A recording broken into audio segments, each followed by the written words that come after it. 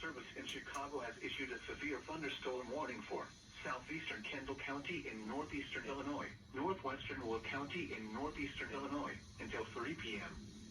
At 1:59 p.m., a severe thunderstorm was located near Shorewood, or near Minooka, moving northeast at 25 miles per hour. Hazard, 60 miles per hour wind gusts.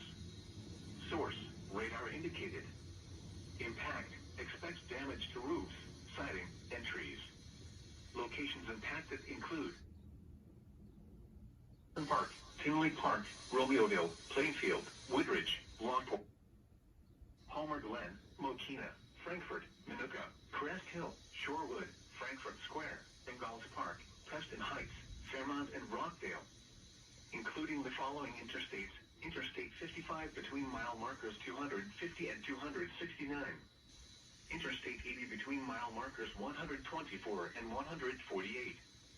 Interstate 355 between mile markers 1 and 7, and near